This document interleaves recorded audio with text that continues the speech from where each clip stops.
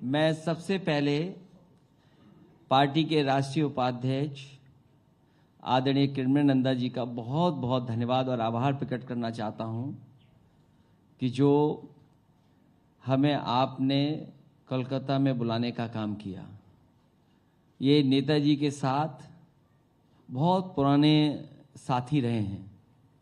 नेताजी के साथ कई बड़े महत्वपूर्ण फैसले इन्होंने साथ मिलकर के लिए, और जैसा पहले दिन से हम लोग कह रहे हैं और आज फिर उस बात को दोहरा रहे हैं, जब कभी यहाँ पर कोई कार्यक्रम हुआ है उसके बाद हम लोग उत्तर प्रदेश में लौटे हैं तो समाजवादी पार्टी आगे बढ़ी है और बड़ी भूमिका निभाई है समाजवादी पार्टी ने देश की राजनीति में, क्योंकि उत्तर प्रदेश देश का सबसे बड़ा प्रदेश है। न केवल प्रदेश है बल्कि भारतीय जनता पार्टी को दो बार सरकार उत्तर प्रदेश की जनता ने बनाने का मौका दिया। और अगर हम पीछे मुड़कर के देखें, अगर हम देखें तो आज भारतीय जनता पार्टी को न केवल दिल्ली की सरकार ने जो घोषणा पत्र जारी किया था, मैनिफेस्टो जारी किया था, उसका जवाब देना है, बल्कि उत्तर प्रदेश की सरकार ने 2 बार जनता को बहुत बड़े बड़े वादे किए थे। इसलिए आज जनता को जवाब देना पड़ेगा। और मुझे पूरा भरोसा है कि समाजवादी पार्टी की जो राष्ट्रीय कार्यकारिणी यहां बैठी है, हमारी पार्टी का नेतृत्व यहां बैठा है, उसने सबने मिलकर के यही फैसला लिया है कि उत्तर प्रदेश में समाजवादी पार्टी के साथ जो गठबंधन हैं, जो गठबंधन दल हैं, उनसे मिलकर के 80 की 80 सीटें भारतीय जनता पार्टी को हराने का काम करेंगे। आज महंगाई चरम सीमा पर है, बेरोजगारी चरम सीमा पर है और अन्याय भी चरम सीमा पर है। हालांकि उत्तर प्रदेश के बारे में मैं ये कह सकता हूं, दिल्ली और यूपी की सरकार होने के बाद 2-3-4 महत्वपूर्ण डिपार्टमेंट्स हैं। उदाहरण के लिए पीडब्ल्यूडी डिपार्टमेंट, अभी बजट पास हुआ, 30% पैसा खर्च किया। जो स्वास्थ्य विभाग है, हेल्थ डिपार्टमेंट है, मेडिकल एजुकेशन डिपार्टमेंट है, उसमें 40% केवल खर्च कर पाए। अभी बिजली विभाग का सबसे बड़ा संकट पैदा कर दिया। ये बीजेपी के लोग कमाल के लोग हैं। जब इन्हें वोट चाहिए होता है तो ये जनता में वादे करते हैं। कर्मचारियों को वादा किया था इन्होंने।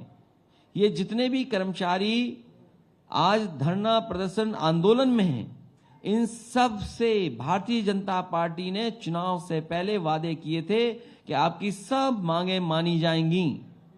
लेकिन सरकार बनने के बाद वो मांगे नहीं मांग रहे हैं, और जब मांगे नहीं मांग रहे हैं तो अंतर्गतवा पूरा उत्तर प्रदेश में बिजली संकट पैदा है। बिजली नहीं है। क्या पुलिस पावर प्लांट चलाएगी? क्या पुलिस सब स्टेशंस को देखेगी? क्या पुलिस डिस्ट्रीब्यूशन देखेगी? पुलिस जो लॉ एंड ऑर्डर नहीं ठीक कर पा रही है, वो बिजली कैसे ठीक करेगी? तो उत्तर प्रदेश ने जिसने प्रधानमंत्री दिया है, उसमें सबसे ज्यादा बेरोजगारी है, सबसे ज्यादा महंगाई है, सबसे ज्यादा अन्याय हो रहा है। और जो दल उनके खिलाफ दिखाई दे रहा है, उसके ऊपर ईडी, सीबीआई, इनकम टैक्स। इसलिए सभी लोगों ने मिलकर के संकल्प लिया है कि इस बार भारतीय जनता पार्टी को सभी सीटें हराई जाएंगी।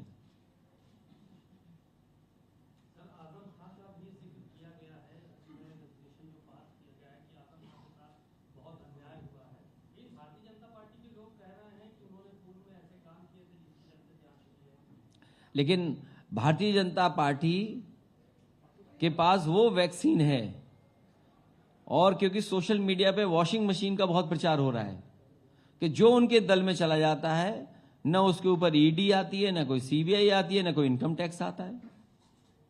और जो विपक्षी पार्टी हैं, उनको झूठा फंसाने के लिए झूठे केस बनाए जाते हैं। आज देश में सबसे ज्यादा अन्याय बंगाल के बाद अगर पॉलिटिकल वर्कर्स पे कहीं हो रहा है तो उत्तर प्रदेश में हो रहा है। अगर यहां बीजेपी आरोप लगाती है कि पॉलिटिकल वर्कर्स ऐसा कर रहे हैं, उनके ऊपर झूठे मुकदमे लगा रहे हैं, तो उत्तर प्रदेश में भी इसी तरह हो रहा है। बीजेपी दिल्ली की सरकार से करा रहे हैं।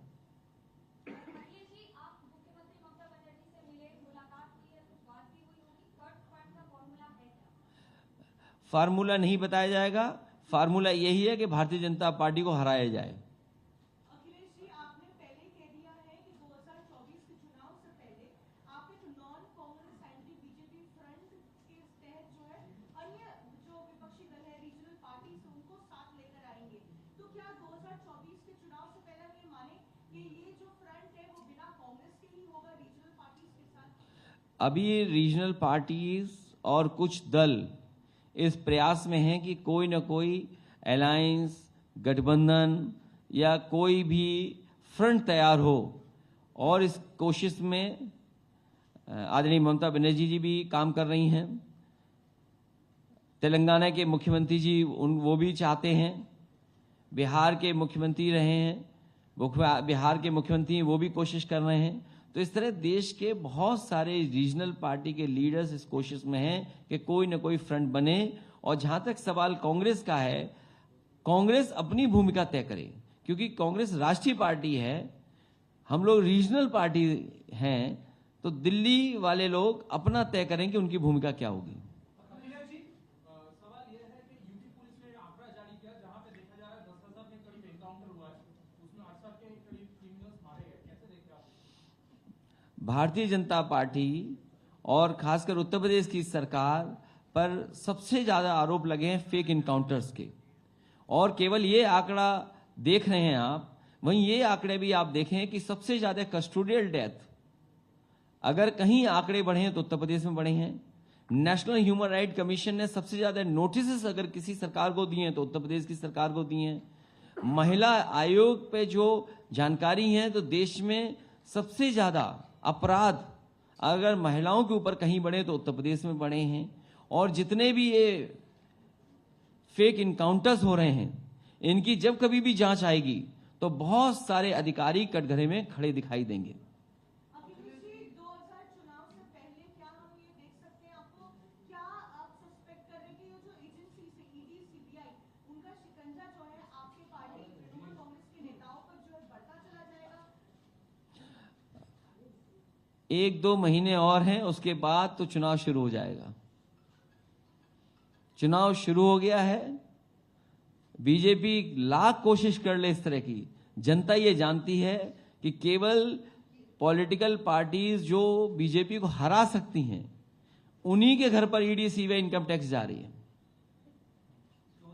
और जिन जिन ने इन एजेंसियों का दुरुपयोग किया है, पूर्व में कांग्रेस ये काम करती थी, आज कांग्रेस के रास्ते पर बीजेपी है। कांग्रेस खत्म हो गई तो बीजेपी भी खत्म हो जाएगी। अखिलेश जी, कांग्रेस की तरफ से जब फ्रंट के बारे में बात होता है, हम देखते हैं पार्लियामेंट में आप लोग एकजुट होकर काम करते हैं, वहां पे टीएमसी नहीं जाता है।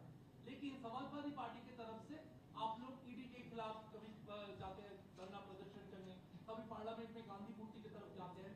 कांग्रेस के साथ आप लोग जाते हैं पर तृणमूल कांग्रेस नहीं जाते हैं, और आप आपकी ममता जी के साथ मीटिंग कर रहे हैं। कैसे फॉर्मूला में आ रहे हैं? See on the floor of house जो फ्लोर कोऑर्डिनेशन है वो अलग चीज है। कई बार कुछ मुद्दों पर सब एक साथ आ जाते हैं, लेकिन जो जमीन की लड़ाई है वो अलग है। अखिलेश जी, 19 के इलेक्शन के समय कई मुद्दे थे, जैसे उसके बाद एनआरसी था और राम मंदिर था, या इस तरह के जो राष्ट्रीय मुद्दे हैं। इस समय आपको क्या 2024 के प्रमुख मुद्दे जो सोकॉल्ड थर्ड फ्रंट के सामने क्या क्या है? अभी सबसे बड़ा मुद्दा है कि जाति जनगणना होनी चाहिए। बीजेपी का 2014 का नारा था अच्छे दिन, और फिर बीजेपी के लोग ये नारा दे रहे हैं सबका साथ, सबका विकास और सबका विश्वास और सबका प्रयास। सबका प्रयास तभी उसके पक्ष में है, बिना उसके सामाजिक न्याय संभव नहीं है। और जितना भी प्राइवेटाइजेशन होगा उतना ही बाबा साहब भीमराव अम्बेडकर जी के दिए हुए अधिकारों का हनन होगा। ये अधिकार छीने जा रहे हैं, और अधिकारों की लड़ाई पूरे देश में लोग चाहते हैं। याद कीजिए आप ओल्ड पेंशन स्कीम को लेकर के, हालांकि यहां परिस्थितियां अलग हैं बंगाल में। जैसे ही उत्तर प्रदेश में ओल्ड पेंशन का सवाल खड़ा हुआ, राजस्थान ने उसको स्वीकार कर लिया। हिमाचल में भारतीय जनता पार्टी की सरकार चली गई। बहुत सारे प्रदेश उस दिशा में काम कर रहे हैं।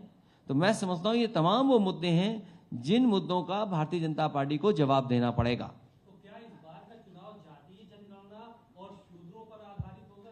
देखिए, जो चुनाव होने जा रहा है कई तरह के मुद्दे चलेंगे, कुछ दिखाई देंगे मुद्दे, कुछ नहीं दिखाई देंगे। उत्तर पूर्वी राज्यों में भाजपा का अच्छा प्रदर्शन रहा। अब कर्नाटका में भी इलेक्शन है, इसको आने वाले जो प्रदेशों में इलेक्शन है इनको कैसे देख रहे हैं? क्योंकि आप कह रहे हैं कि विपक्ष जो है मजबूत हो रहा है, लेकिन भाजपा की पकड़ वहीं बनी है। देखिए, अगर आप बीजेपी के हिसाब से देखेंगे तो बीजेपी तो कह रही थी कि सब कुछ जीत लेंगे, वो कहां जीते हैं वो लोग।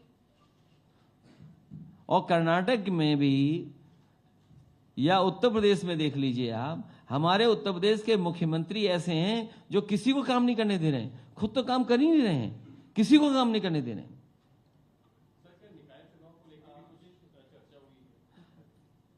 सभी चुनाव को लेकर के चर्चा हुई है।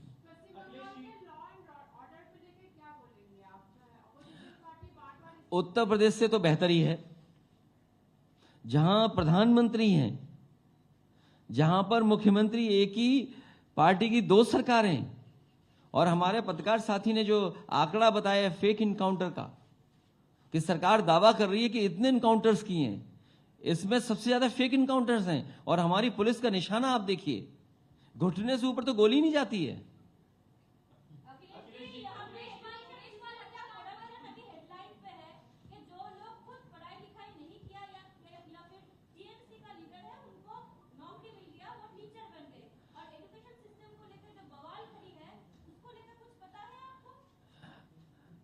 इस तरह का सवाल मुझे पता है, कुछ सवाल ऐसे खड़े हुए थे और मैं समझता हूं वो सवाल न्यायालय में भी जाएंगे, उनका जवाब सरकार देगी। अखिलेश जी, उत्तर प्रदेश में कुछ ऐसा सीट है, लोकसभा की सीट है, जहां पे समाजवादी पार्टी ने हमेशा कांग्रेस को मदद किया है, जैसे कि रायबरेली या ऐसे कुछ सीट है जहां पे आपने कभी कैंडिडेट खड़ा नहीं किया गांधी परिवार के अगेंस्ट। क्या 2024 में आपका यही रवैया रहेगा या इसमें कोई बदल आएगी? क्योंकि आप कह रहे हैं कि non Congress non BJP front, so are you going to give the Congress a walkover in these seats, or are you going to put up candidates in these seats also? I'm talking specifically about Raebareli and the seats where Amethi, second one is Amethi. मैं अपने पत्रकार साथी को धन्यवाद दूंगा। अभी मैं अमेठी होकर के आया था और हमारी पार्टी के सभी कार्यकर्ता और जिम्मेदार लोग मिले थे मुझे। उन्होंने ये कहा कि हम वोट देते हैं कांग्रेस को, लेकिन कांग्रेस हमारी मदद नहीं करती है। अभी हाल ही में वहां डबल मर्डर हुए, उससे पहले ट्रिपल मर्डर हुआ। वहां पर समाजवादी पार्टी के कार्यकर्ताओं के साथ उत्पीड़न अन्याय हो रहा है, झूठे मुकदमे लग रहे हैं। अगर वो समाजवादी पार्टी का प्रधान है और वो सोचते हैं कि ये हमारे सरकार हमारी पार्टी के खिलाफ रहेगा, तो उसके पावर सीज हो रहे हैं, छोटे छोटे कार्यकर्ताओं को परेशान किया जा रहा है। जब उनके ऊपर परेशानी है, झूठे मुकदमे लग रहे हैं, कांग्रेस का एक नेता, एक कार्यकर्ता उनकी मदद करने के लिए नहीं पहुंचता है। तो हमारी पार्टी के लोगों का यह कहना है कि अगर ये वोट चाहते हैं तो हमारी मदद करें, और हम वोट दे देते हैं तो ये हमारी मदद नहीं करते हैं। इसलिए समाजवादी पार्टी को यहां पर चुनाव लड़ना चाहिए। इसलिए जब कभी हमें फैसला लेना होगा तो हम वहां के कार्यकर्ता नेताओं को बुला करके बातचीत कर करके फैसला लेंगे।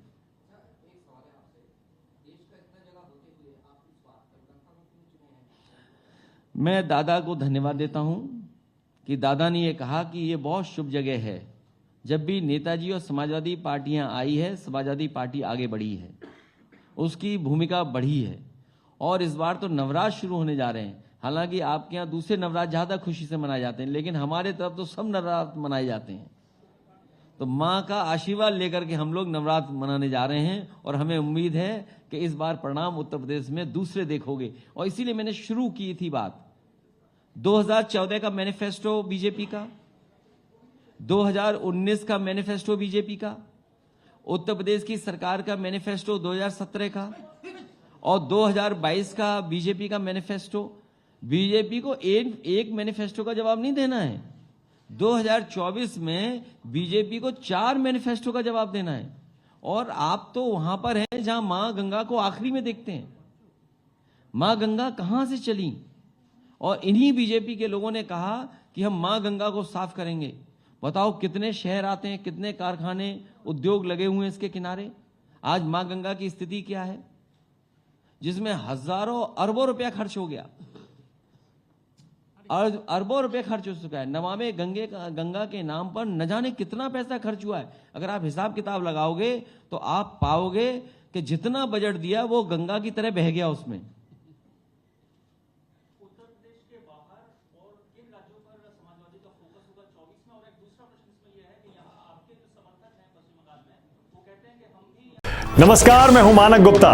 अगर आपको हमारा ये वीडियो पसंद आया हो तो इसे लाइक और शेयर जरूर करें, और हां, हमें सब्सक्राइब और फॉलो करना ना भूलें ताकि आप देश और दुनिया की कोई खबर मिस ना करें। तो जुड़े रहिए हमारे साथ और देखते रहिए न्यूज़ 24।